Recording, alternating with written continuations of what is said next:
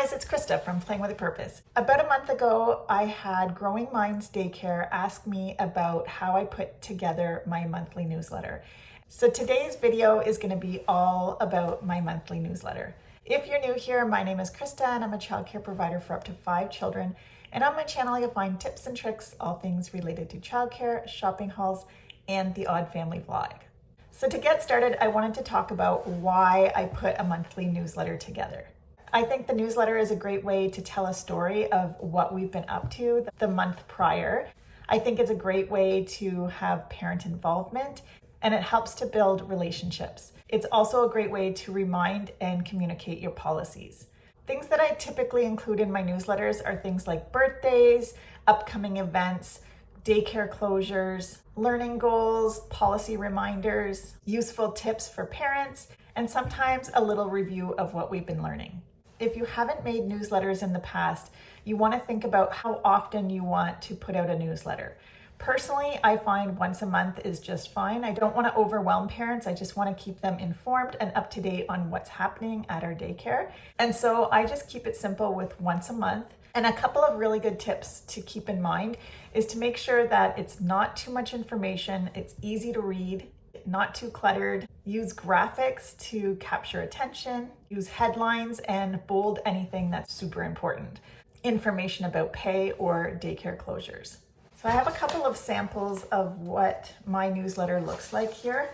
So this was February's. So you can see that it's very clear, easy to read, not too overwhelming, and important information is highlighted and there's different headings so the parents can easily read the information. I can't take credit for these newsletters. I would say 80% of the time my daughter helps me out making these. I'm not very savvy on the computer, and so she kindly helps me make these newsletters. I have made them in the past, but I can't even describe to you how long it takes me to do because every time I do it, I have to relearn. But I have asked her to make a quick little tutorial about how she makes these on Canva so that if you guys are interested in making one and need some help, she's gonna walk you through how she makes them. See that I have like a chalkboard at the top. I've decided to keep that every single month so that the format is the same each month. And each month I just change a couple of the infographics. That way it makes it just a little bit easier and I have the same sort of format each month. So right now I'm going to insert a little tutorial that my daughter made so that you guys can see how she makes these on Canva. Okay, so I use the app Canva to make the newsletters. You can use this on any internet browser or you can use it on your phone or your iPad. Just so you don't have to make a new template every month.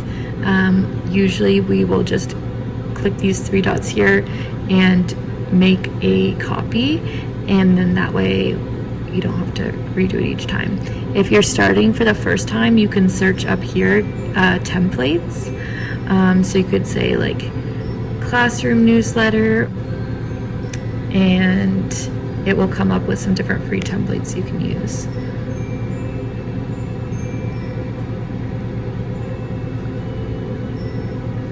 So you could choose any of these to start, and then you can edit them once you're in the document however you want. So for this one, I'll just go back to the homepage because we have one that we already like to use every month. So this is April, and as you can see, we already duplicated it from last year.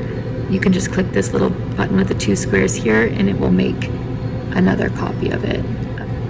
As you can see, you can like click each element of the design and like move it or change the text or anything like that. So you can click here and change this to say a different month. These are like different elements of like clip art.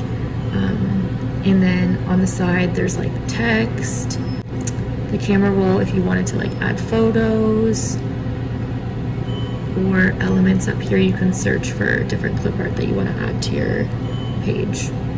Okay, so for example, if you wanted to look for some clip art, you would click elements and then you could search up here. So you might want to say spring, and then it will load up some different options.